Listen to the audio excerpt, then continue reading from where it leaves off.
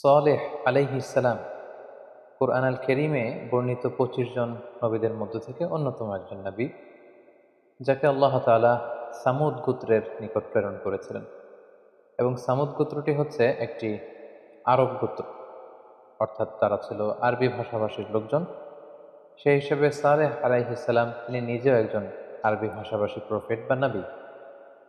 সামুদ গোত্রের বসবাস ছিল হিজির এলাকায়, যেটা বর্তমান সময়ে সৌদি আরবের উত্তর দিক থেকে শুরু করে Northern side of the Saudi Arabia until the Jordan border, জর্ডানের বর্ডার পর্যন্ত এই লম্বা স্ট্রেচিং এরিয়াটা, পুরো এরিয়াটাতে, দ্য এন্টার ভেসিনিটিতে এটাকে হেজের এলাকা বলে, এবং সেখানেই সামুদ গোত্রের বসবাস ছিল। আল্লাহ তাআলা সূরা হুদ ইরশাদ করছেন, ওয়া ইলা সামুদা আখাহুম সালিহা, সামুদ গোত্রের নিকট আল্লাহ তাআলা সালেহ আলাইহিস সালামকে নবী করে প্রেরণ করেছেন। এবং সূরাতুল হিজর আল্লাহ তাআলা ইরশাদ করছেন, ওয়ালাকাদ কাযযাবা আসহাবুল হিজরিল মুরসালিন, আসহাবুল হিজর অর্থাৎ হিজর এলাকায় যারা বসবাস করত তারা রাসূলদেরকে অস্বীকার করেছে। এবং হিজর এলাকায় বসবাস করতে এই সামুদ গোত্র। বর্তমানে সৌদি আরবের ওই এলাকাটাকে মাদাইন সালেহ বলা হয়, যেখানে সালেহ আলাইহিস সালামের সামুদ গোত্রের ধ্বংসাবশেষ পাওয়া যায় এবং সেখানে আর্কিওলজিক্যাল সাইট রয়েছে। কেউ কেউ বলছেন এখানে প্রত্নতাত্ত্বিক যেই ধ্বংসাবশেষ রয়েছে এগুলো হচ্ছে নাবাতিন একটা নেশন ছিল তাদের। কোনো কোনো গবেষকদের দাবি যে না, এটা হচ্ছে সামুদ গোত্রের যে ধ্বংসাবশেষ, এটাই হচ্ছে সেই সেই ধ্বংসাবশেষ। আমরা যদি কালামুল্লাহ মাজিদ থেকে সামুদ নেশন বা সামুদ জাতির, যেই জাতির কাছে সালেহ আলাইহিস সালামকে প্রেরণ করা হয়েছে, তাদের ফিচারটা যদি আমরা দেখি তাহলে দেখব যে তাদের একটা বিশেষ বৈশিষ্ট্য ছিল, তারা পাহাড় খোদাই শিল্পে খুবই বিখ্যাত ছিল। পাহাড়কে খোদাই করে, ড্রিল করে সেখানে প্রকোষ্ঠ তৈরি করা এবং পাহাড়ের গাত্রে নানা ধরনের কারুকার্য তৈরি করে, অভিনব কৌশল অবলম্বন করে সেখানে আবাসন তৈরি করাতে তারা বিখ্যাত ছিল। এবং আল্লাহ তাআলা ইরশাদ করছেন, ওয়াযকুরু ইয জাআলাকুম খুলাফা মিন বা'দি আদ, সামুদ গোত্রকে আদ গোত্র ধ্বংস করে দেবার পর তাদেরকে সেখানে স্থলাভিষিক্ত করা হয়েছে। ওয়া বাওয়াআকুম ফিল আরদ, এবং আল্লাহ তাআলা সামুদ গোত্রকে এই পৃথিবীতে প্রতিষ্ঠিত করেছে। তাত্তাখিযুনা মিন সুহুলিহা কুসুরা, তারা খুব সহজেই পাহাড়কে ডিজাইন করে সেখানে তারা ঘরবাড়ি বানাতো, প্রাসাদ বানাতো। তানহিতুনাল জিবালা বুয়ুতা, সহজে তারা প্রাসাদ বানাতে পারতো। আর তানহিতুনাল জিবালা বুয়ুতা, তারা পাহাড়কে ড্রিল করে কেটে কেটে তারা সেখানে ঘর নির্মাণ করত। তাহলে এটা একটা ফিচার আমরা পেলাম। এবং এই কথাটাই সূরাতুল ফাজরে আল্লাহ তাআলা অন্যভাবে বলছেন যে ওয়া সামুদাল্লাযীনা জাবুস সখরা বিল ওয়াদ, সামুদ হচ্ছে এমন নেশন বা এমন জাতি, জাবুস সখরা বিল ওয়াদ, যারা পাহাড় কেটে কেটে উপত্যকায় ঘর বানাতো। এবং সূরাতুন নামলের ৪৮ নম্বর আয়াতে আল্লাহ বলছেন, ওয়া কানা ফিল মাদিনাতি তিসআতু রাহতিন ইউফসিদুনা ফিল আরদি ওয়া লা ইউসলিহুন, এই সামুদ নেশনের মধ্যে ৯টা সাব ট্রাইব ছিল। এই সাব ট্রাইবের লোকেরা বা এদের লিডারগুলো তারা পৃথিবীতে ফাসাদ সৃষ্টি করত, তারা কোনো ভালো কাজ এলাকায় করতো না। তাহলে বেসিকলি এই ৩টি ফিচার আমরা পাই, যে তারা পাহাড় খোদাই শিল্পে পারদর্শী ছিল, পাহাড় কেটে প্রকোষ্ঠ তৈরি করত, এবং পাহাড়ের গাত্রে কারুকার্য খচিত করার অভিনব কৌশল তারা আবিষ্কার করেছিল। বিভিন্ন উপত্যকায় তারা পাহাড় কেটে কেটে আবাসন তৈরি করত। এবং পুরা সামুদ নেশনের মধ্যে ৯টা সাব ট্রাইব ছিল, যারা বেসিকলি পুরো সামুদ নেশনে তারা ফাসাদ সৃষ্টি করতো, তারা কোনো ভালো কাজ করতো না, এবং এরাই বেসিকলি সালেহ আলাইহিস সালামের দাওয়াতের বিরোধিতা করেছিল। এ পর্যায়ে আমরা দেখব যে সাইয়েদনা সালেহ আলাইহিস সালাম, যাকে আল্লাহ তাআলা সামুদ গোত্রের হেদায়েতের জন্য নবী করে পাঠিয়েছিলেন, তিনি কিভাবে দাওয়াত দিয়েছেন। সব নবীদের যেমনি তাওহীদের দাওয়াত ছিল, সালেহ আলাইহিস সালাম ও সামুদ গোত্রের কাছে তাওহীদের দাওয়াত দিয়েছেন। আল্লাহ তাআলা বলছেন, ওয়া ইলা সামুদা আখাহুম সালেহা, সামুদ জাতির কাছে আল্লাহ তাআলা সালেহ আলাইহিস সালামকে নবী করে পাঠিয়েছেন।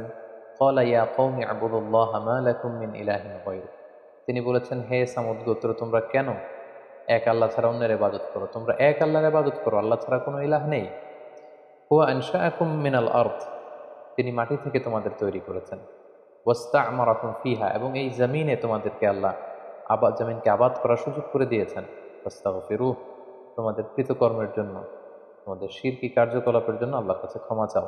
সুম্মা তুবু ইলাইহি, আল্লাহর দিকে তোমরা ফিরে আসো, ইন্না রাব্বি করিবুম মুজিব, নিশ্চয় আল্লাহ তাআলা তিনি তোমাদের অত্যন্ত নিকটে, ডাক দিলেই তিনি ডাকে সাড়া দেন, তিনি তোমাদের খুবই কাছে এবং তিনি মুজিব, ডাকলেই তার ডাকে তিনি সাড়া দিয়ে থাকেন। তাহলে এভাবে সব নবীদের দাওয়াতি মিশন ছিল তাওহীদ, আমরা বলেছি। উনিও এই তাওহীদের দাওয়াত সামুদ গোত্রের কাছে পেশ করলেন। সূরাতুশ শুআরার 143 নম্বর আয়াতে আল্লাহ তাআলা আরো বলছেন যে কিভাবে তিনি দাওয়াত দিতেন সামুদ গোত্রের কাছে। ইয ক্বালা লাহুম আখুহুম সালেহ আলা তাত্তাকুন, তিনি বলেছেন যে হে সামুদ গোত্র, তোমরা কি আল্লাহকে ভয় করবে না? ইন্নী লাকুম রাসূলুন আমিন, আমি আল্লাহ তাআলার পক্ষ থেকে বিশ্বস্ত রাসূল হয়ে তোমাদের কাছে প্রেরিত হয়েছে। ফাত্তাকুল্লাহ, তাই তোমরা আল্লাহকে ভয় করো। ওয়া আতিউন, আর আমি রাসূল হিসেবে আমার আনুগত্য করো।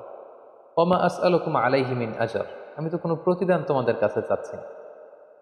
ইন আজরিয়া ইল্লা আলা রাব্বিল আলামিন, প্রতিদান নেব আমি আল্লাহর কাছে। আতুতরাকুনা ফীমা হাহুনা আমিনিন, তোমরা কি ভাবছো এখন যে আরামায়েশে তোমরা আছো তোমরা এভাবেই থাকবে, কেউ তোমাদের পাকড়াও করতে পারবে না? ফি জান্নাতিন ওয়া উয়ুন, আল্লাহ তাআলা তোমাদেরকে অনেক বাগান দিয়েছেন, ঝর্ণা দিয়েছেন, নদী দিয়েছেন। ওয়া ঝুরু, এবং তিনি চাষযোগ্য অনেক জমি দিয়েছেন, ফসল তোমাদেরকে দিয়েছেন। ওয়া নাখলিন তালউহা হাদিম, আর থোকায় থোকায় ডাল ভর্তি খেজুর গাছে খেজুর তিনি তোমাদেরকে দিয়েছেন। অর্থাৎ নাজ নেয়ামতের যত উপকরণ হতে পারে সব তিনি তোমাদের দিয়েছেন। ওয়া তানহিতুনা মিনাল জিবালি বুয়ুতান ফারিহিন, আর তোমরা অত্যন্ত সুকৌশলে তোমরা পাহাড় কেটে কেটে ঘর বানাতে পারো, প্রাসাদ নির্মাণ করতে পারো, আবাসনের কাজ তোমরা করতে পারো। এই নাজ নেয়ামত যে আল্লাহ তাআলা তোমাদেরকে দিয়েছেন, তোমরা সে আল্লাহর ইবাদতের দিকে ফিরে আসো, তার কাছে ক্ষমা চাও, এক আল্লাহর দাসে পরিণত হও। তাহলে বেসিক্যালি আমরা দেখলাম যে সব নবীদের দাওয়াতি যে পদ্ধতি ছিল, সাইয়েদনা সালেহ আলাইহিস সালামও ঠিক একই পদ্ধতিতে তিনি সামুদ গোত্রের কাছে তাওহীদের বাণী, দাওয়াতের বাণী তিনি পেশ করেছেন। সম্মানিত সুধী, এ পর্যায়ে আমরা দেখব যে সালেহ আলাইহিস সালাম সামুদ গোত্রকে যখন এক আল্লাহর ইবাদতের দাওয়াত দিয়েছেন, তখন তার স্বগোত্রের লোকেরা কি রেসপন্স করেছিল সে কথাও আল্লাহ তাআলা কালামুল্লাহ মাজিদে ইরশাদ করছেন। ক্বালু ইয়া সালিহু ক্বাদ কুনতা ফীনা মারজুওয়ান ক্বাবলা হাযা, তিনি যখন তাওহীদের দাওয়াত কওমে সামুদকে দিলেন, সামুদ জাতিকে দিলেন, তারা তখন তাচ্ছিল্যের সুরে বলতে আরম্ভ করলো, হে সালেহ, তোমাকে নিয়ে তো আমাদের অনেক আশা ভরসা ছিল, তুমি তো আমাদের এলাকার সবচেয়ে ভালো ছেলে ছিলে, তুমি অনেক কিছু করবে ভেবেছিলাম, তোমাকে নিয়ে অনেক আশা ভরসা আমাদের ছিল, কিন্তু তুমি এগুলো কি শুরু করলে? তুমি কিসের দাওয়াত দিচ্ছ? আতানহানা আন না'বুদা মা ইয়া'বুদু আবাউনা, আমাদের পিতৃপুরুষরা যে ইবাদত করতো, যে মূর্তির পূজা করতো, সেটা থেকে তুমি আমাদেরকে বারণ করতে এসেছো। ওয়া ইন্নানা লাফি শাক্কিম মিম্মা তাদউনা ইলাইহি মুরিব, আর তুমি যে দাওয়াত দিচ্ছ আমরা সে দাওয়াতে বিশ্বাস করি না, আমাদের ডাউট হয়, সন্দেহ হয়, তোমার কথা আমরা মেনে নিতে পারছি না। এভাবে তাচ্ছিল্যের সুরে তারা সাইয়েদনা সালেহ আলাইহিস সালামের কথাকে প্রত্যাখ্যান করেছে। শুধু তাই নয়, তারা সালেহ আলাইহিস সালামকে পাগল বলে অভিহিত করেছে, জাদুগ্রস্ত বলে অভিহিত করেছে। ক্বালু ইন্নামা আনতা মিনাল মুসাহহারিন, হে সালেহ, আমার মনে হয় যে তুমি জাদুগ্রস্ত, কেউ তোমাকে ব্ল্যাক ম্যাজিক করেছে, জাদু করেছে, আর জাদুর প্রভাবে তুমি আবুল তাবুল বকছো। এভাবে সালেহ আলাইহিস সালামকে তুচ্ছ তাচ্ছিল্যের সুরে তারা ওনার আনিত দাওয়াতকে অস্বীকার করে এবং প্রত্যাখ্যান করে। সামুদ জাতি শুধু সাইয়েদনা সালেহ আলাইহিস সালামের দাওয়াতকে প্রত্যাখ্যান করে ক্ষান্ত হয়নি, তারা ডিমান্ড করলো যে আমাদের মিরাকুলাস কিছু দেখাতে হবে, এমন অলৌকিক কিছু আমাদেরকে দেখাও যেটা দেখলে আমরা বুঝতে পারবো যে তুমি সত্যিই রাসূল। সাল্লাল্লাহু আলাইহি সাল্লাম বলল, তাহলে তোমরা কি দেখতে চাও? অলৌকিক কি দেখতে চাও যেটা দেখে তোমরা বিশ্বাস করবে যে আমি রাসূল? তারা বলল, আমাদের যে পাহাড় বেষ্টিত এলাকা, এই পাহাড়ের ভেতর থেকে একটা 10 মাসের গর্ভবতী উটনি, মানে উট বের করে আনতে হবে, এবং এই উট বের হওয়ার পরপরই উট বাচ্চা প্রসব করবে, সাথে সাথে উট দুধ দিতে আরম্ভ করবে। আমরা সেই দুধ খাওয়ার পরে বুঝতে পারবো যে আসলে এটা আল্লাহর পাঠানো মুআজিজা, সত্যিকারের উট, এবং তুমি সত্যিকারের রাসূল। সালেহ আলাইহিস সালাম বললেন, এরকম মুআজিজা যদি আল্লাহ তাআলার পক্ষ থেকে আমি এনে দেখাতে পারি তাহলে কি তোমরা ঈমান আনবে? তারা সবাই বলল, হ্যাঁ, আমরা তাহলে ঈমান আনব। সাইয়েদনা সালেহ আলাইহিস সালাম আল্লাহ তাআলার কাছে কায়মনো বাক্যে দোয়া করতে শুরু করলেন। তিনি বললেন, হে আল্লাহ, আপনি যদি এই মুআজিজা আমাকে দান করেন, এটা দেখে আমার জাতিগোষ্ঠী ঈমান আনবে, তারা বিশ্বাসী হয়ে যাবে। আপনি মেহেরবানি করে আমাকে এই মিরাকেল, এই অলৌকিক বিষয়টা দেখানোর ক্ষমতা দিন। আল্লাহ তাআলা জানিয়ে দিলেন যে, হে সালেহ, আমি এই মিরাকেল দেখাবো, কিন্তু এরপরে যদি তোমার জাতিগোষ্ঠী ঈমান না আনে তাহলে কিন্তু আমি সমূলে তাদের সবাইকে ধ্বংস করে দেব। আল্লাহ তাআলা তাদের ডিমান্ড অনুযায়ী তিনি তাদেরকে এই মিরাকেল দেখালেন। পাহাড়ের ভেতর থেকে তিনি উট বের করে নিয়ে আসলেন। এবং এই কথাটি আল্লাহ তাআলা কালামুল্লাহ মাজিদে এভাবে উল্লেখ করেছেন সূরা শুআরাতে, মা আনতা ইল্লা বাশারুম মিসলুনা, তাদের জাতিগোষ্ঠীর লোকেরা তাচ্ছিল্যের সুরে বলতে শুরু করলো যে সালেহ তুমি কি করে আবার নবী হও, তুমি তো আমাদের মতোই রক্তে মাংসে দেখতে একই রকম মানুষ, কিভাবে তোমার শ্রেষ্ঠত্ব আমাদের উপর প্রতিষ্ঠিত হবে, কি করে তুমি নবী হবে, তুমি তো আমাদের মতোই মানুষ। ফাআতি বিআয়াতিন ইন কুনতা মিনাস সাদিকিন, তুমি যদি পারো যে নিদর্শনের কথা আমরা বলেছি এরকম উট এনে দেখাও। আল্লাহ তাআলার আদেশে হঠাৎ মুহূর্তের মধ্যেই পাহাড় ফেটে বিকট আওয়াজে একটি উটনি বের হয়ে আসলো এবং এসেই মুহূর্তে সেই উটনিটি বাচ্চা প্রসব করলো এবং দুধ দিতে আরম্ভ করলো এবং এত পরিমাণে দুধ দিতে আরম্ভ করলো যে এটা দ্য এন্টায়ার ভিলেজ, পুরো গ্রামবাসীদের জন্য সে দুধ যথেষ্ট হলো। আল্লাহ তাআলা এ ব্যাপারে উল্লেখ করছেন, ওয়া কওমি হাযিহি নাকাতুল্লাহ, সাল্লাল্লাহু আলাইহি সাল্লাম বললেন এই যে তোমরা মিরাকেল চেয়েছিলে, নিদর্শন চেয়েছিলে, এই হচ্ছে নিদর্শন, এটা হচ্ছে নাকাতুল্লাহ, আল্লাহ তাআলার উট। আল্লাহ তাআলা এই উটকে নিজের সাথে সম্পৃক্ত করেছেন, তিনি বলেছেন এটা নাকাতুল্লাহ, আল্লাহর উট, আল্লাহর পাঠানো বিশেষ উট। লাকুম আয়া, এটা তোমাদের জন্য নিদর্শন, মিরাকেল, মুআজিজা হিসেবে আমি আল্লাহ তাআলা দিয়েছি। সাল্লাল্লাহু আলাইহি সাল্লাম বলেন ফাদারুহা, এটাকে ছেড়ে দাও, এই উটের পথকে কখনো তোমরা আটকাবে না। তাআকুল ফি আরদিল্লাহ, আল্লাহর জমিনে এটা চটে বেড়াবে, খাবে। ওয়ালা তামাসসুহা বিসু, কোনো ক্ষতি সাধন তোমরা করার চেষ্টা করবে না, সাবধান। ফায়াখুযাকুম আযাবুন করিব, তাহলে কিন্তু কঠিন আযাব তোমাদেরকে পাকড়াও করবে। অন্য আয়াতে আল্লাহ তাআলা বলছেন, সাইয়েদনা সাল্লাল্লাহু আলাইহি সাল্লাম বললেন ক্বালা হাযিহি নাকাতুল লাহা শিরবুন ওয়া লাকুম শিরবু ইয়াউমিন মা'লুম, এই বিশেষ মুআজিজা সম্বলিত উটটি যখন আসলো, এই উটটি ওই এলাকার একটি বড় কুয়া ছিল, এই কুয়ার পানি খুব বেশি বেশি করে পান করতে আরম্ভ করলো। ফলে এলাকাবাসীদের অন্যান্য যে উট পশু টশু ছিল সেগুলোর পানির সংকট দেখা দেয়। তখন তারা সবাই এসে সালেহ আলাইসাল্লামকে বললো, হে সালেহ, আল্লাহর এই উট তো আমাদের পানি খেয়ে ফেলছে। তখন সালেহ আলাইসাল্লাম বললেন যে লাহা শিরবুন ওয়ালাকুম শিরবু ইয়াউমিন মা'লুম, তাহলে তোমাদের জন্য আমি পানি খাওয়ার টাইম স্কেজুল করে দিচ্ছি, একদিন আল্লাহর এই বিশেষ উট পানি পান করবে, আরেকদিন তোমরা পানি পান করবে, কিন্তু খবরদার ওয়ালা তামাসসুহা বিসু, কোনো ক্ষতি এই ওটের করবে না। তাহলে তাদের যে ডিমান্ড ছিল পাহাড়ের ভেতর থেকে ওট বের করে নিয়ে আসা, ওট সাথে সাথে 10 মাসের গর্ভবতী ওট বের হয়ে বাচ্চা দেওয়া, সেটাও দিয়েছে, দুধ দিচ্ছে। এবং এই দৃশ্য দেখে সামুদ গোত্রের অনেক সংখ্যক লোক তারা ঈমান এনে ফেলল। কিন্তু ওই যে আগে আমরা বলেছি যে 9টি সাব ট্রাইব ছিল, তাদের অনুসারী যারা, তাদের লিডার যারা, তারা কেউই সালেহ আলাইহিস সালামের উপর ঈমান আনলো না। এবং এই দৃশ্য দেখার পরে তারা বলল, সালেহ তুমি তো অনেক বড় জাদুকর, তুমি যদি বড় ম্যাজিশিয়ান না হও তাহলে কি করে পাহাড়ের ভেতর থেকে ওট বের করে আনলো, কি করে গর্ভবতী ওট আমার বাচ্চা দিল এবং সেখান থেকে আমরা দুধ খাচ্ছি।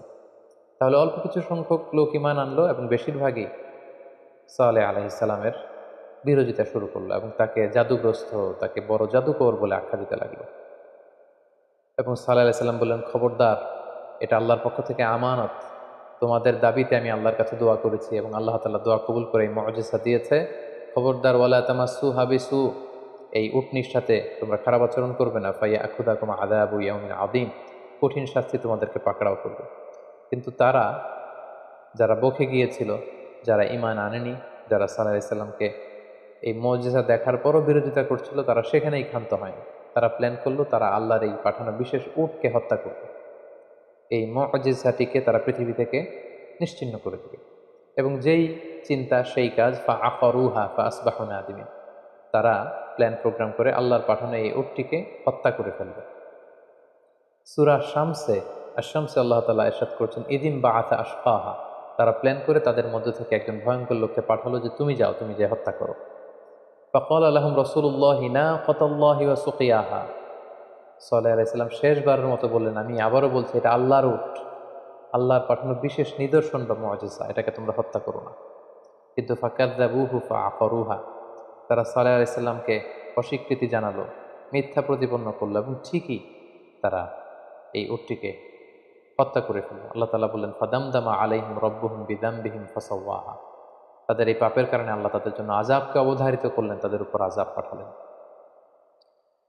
এবং সালেহ আলাইহিস সালামের কওমে সামুদ বা সামুদ জাতি আল্লাহর পাঠানো এই বিশেষ মুআজিজা, এই উটটিকেই শুধু হত্যা করে ক্ষান্ত হয়নি। তারা প্ল্যান করলো যে শুধু উটকে হত্যা করলেই হবে না, আমরা সালেহকেও এই পৃথিবী থেকে বিদায় করে নেবে। তারা সিক্রেট একটা কিলিং প্ল্যান করলো কিভাবে সালেহকে পৃথিবী থেকে সরিয়ে দেওয়া যায়, এবং সে কথাও আল্লাহ তাআলা সূরাতুন নামলে খুব সুন্দরভাবে বর্ণনা করেছেন। আল্লাহ তাআলা বলছেন, ওই যে 9টি সাব ট্রাইব ছিল তারা একত্রিত হলো। ক্বালু তাকাসামু বিল্লাহ, আল্লাহর নামে তারা শপথ করলো এবং প্ল্যান করলো, লা নুবাইয়িতান্নাহু ওয়া আহলা, আমরা আজ রাতেই আতর্কিত অ্যাটাক করব, সাডেন অ্যাটাক করব সালেহের বাড়িতে, যে সালেহ এবং তার ফ্যামিলি মেম্বার্স প্রত্যেককে আমরা কচুকাটা করে এই দুনিয়া থেকে বিদায় করে ফেলব। সুম্মা লানাকুলান্না লিওয়ালিহি, তারপর যদি বিচারের প্রশ্ন আসে তার ওয়ালি, তার অভিভাবকদের আমরা বলবো, মা শাহিদনা মাহালিকা আহলিহি ওয়া ইন্না লাসাদিকুন, আমরা বলবো যে আল্লাহর কসম আমরা কিছুই জানি না, আমরা গোপনে হত্যা করে আমরা অস্বীকার করব যে আমরা কেউই কিছু জানি না, তার হত্যাকাণ্ডের ওই জায়গাটিতে আমরা উপস্থিত ছিলাম না, আর আমরা আল্লাহর কসম করে বলছি আমরা সত্যবাদী। আল্লাহ তাআলা বলছেন, ওয়া মাকারু মাকরা, তারা কৌশল করে, ওয়া মাকারনা মাকরা, আমি নিজেও আল্লাহ কৌশল করি, আর আমার কৌশল যে কতটা ভয়ঙ্কর, আমার কৌশল যে কিভাবে বাস্তবায়িত হবে তারা সেটা কল্পনাও করতে পারে না। এবং তাদের প্ল্যান অনুযায়ী ওই রাতে তারা সালেহ আলাইহিস সালামকে অ্যাটাক করবে বলে আগাতে লাগবে। এবং আল্লাহ তাআলা সিদ্ধান্ত নিলেন যে তাদের অবাধ্যতা এতবার বেড়েছে যে তাদেরকে সামুদ গোত্রকে আল্লাহ তাআলা ধ্বংস করে দেবেন। তিনি সালেহ আলাইহিস সালামকে বললেন, হে সালেহ, তুমি ইমানদারদেরকে নিয়ে নিরাপদ জায়গায় সেফ জোনে চলে যাও, আমি এমন ভয়ঙ্কর আযাব এই সামুদ জাতির উপর পাঠাবো, পুরো জাতি, দ্য এন্টায়ার নেশন, তারা ধ্বংস হয়ে যাবে, নাস্তানাবুদ হয়ে যাবে। কি আযাব আল্লাহ তাআলা পাঠালেন আমরা যদি কোরআনের দিকে তাকাই তাহলে দেখব। আল্লাহ তাআলা বললেন, ফাআখাযাতহুমুর রাজফা, ভয়ঙ্কর ভূমিকম্প আল্লাহ তাআলা পাঠালেন, ডেঞ্জারাস আর্থকোয়েক, মুহূর্তের মধ্যে পুরো সামুদ গোত্র প্রচণ্ড এক আওয়াজে কেঁপে উঠল, মারাত্মক ভূকম্পন শুরু হয়ে গেল। ফাআসবাহু ফি দারিহিম জাসিমিন, এবং প্রচণ্ড ভূমিকম্পে তারা যে যেখানে ছিল তাদের প্রত্যেকের ঘরে উপুর হয়ে পড়ে গেল। এবং সূরাতুল কমর আল্লাহ তাআলা বলছেন যে শুধু ভূমিকম্পই ছিল না, ইন্না আরসালনা আলাইহিম সাইহাতান ওয়াহিদা, একটা বিকট চিৎকারের ব্যবস্থা আমি করেছিলাম। আল্লাহ তাআলা সাইয়েদনা জিবরাইল আলাইহিস সালামকে বললেন, যাও তুমি সামুদ গোত্রের ওখানে যাও, তারা সালেহকে অস্বীকার করেছে, আমার পাঠানো মুআজিজা উটকে হত্যা করেছে, এবং সালেহকে তার পুরো পরিবারের সাথে একসাথে হত্যা করার প্ল্যান তারা করেছে, তাদের আর বেঁচে থাকবার কোনো অধিকার নেই। তুমি সামুদ গোত্রের ওখানে যে প্রচণ্ড একটা চিৎকার দাও, তোমার প্রচণ্ড চিৎকারের আওয়াজে সামুদ গোত্রের প্রতিটি মুশরিক যেন কানের পর্দা ফেটে ওখানে লাশ হয়ে পড়ে যায়। এবং আল্লাহ তাআলার এই আদেশের সাথে সাথে আল্লাহ বললেন, ইন্না আরসালনা আলাইহিম সাইহাতান ওয়াহিদা, একটা চিৎকার, একটা প্রচণ্ড সাউন্ড ওয়েভ, একটা প্রচণ্ড বিকট আওয়াজ এবং শব্দ তরঙ্গের সৃষ্টি আমি করেছি সেই সামুদ গোত্রে। বা কানু কাহাশিমিল মুহতাদির, পুরো জাতি সেখানে ভুলুণ্ঠিত হয়ে পড়ে খেয়ে ফেলা ভুসির মতো, তৃণলতার মতো ভুসির মতো তারা হয়ে গেল। এবং আল্লাহ বলেন, ফাকাযযাবুহু ফাআকারুহা ফাদামদামা আলাইহিম রাব্বুহুম বিযামবিহিম ফাসাওয়াহা, পুরো জাতিকে আল্লাহ তাআলা এরকম ভয়ঙ্কর শাস্তি দিয়ে ধ্বংস করে দিলেন। তাহলে সামুদ জাতিকে কিভাবে আল্লাহ তাআলা ধ্বংস করলেন কোরআন থেকে যদি আমরা খুঁজি তাহলে পাবো। এক নম্বর হচ্ছে আর্থকোয়েক, যাকে আরবিতে বলা হচ্ছে আর রজফা, পুরো ভূখণ্ড জমিন একসাথে কেঁপে উঠল। 2 নম্বর হচ্ছে সাউন্ড ওয়েভ, প্রচণ্ড বিকট আওয়াজ এবং শব্দ তরঙ্গের মাধ্যমে সামুদ গোত্রের প্রতিটি মুশরিক তাদের কানের পর্দা ফেটে ওখানে লাশ হয়ে পড়ে গেল।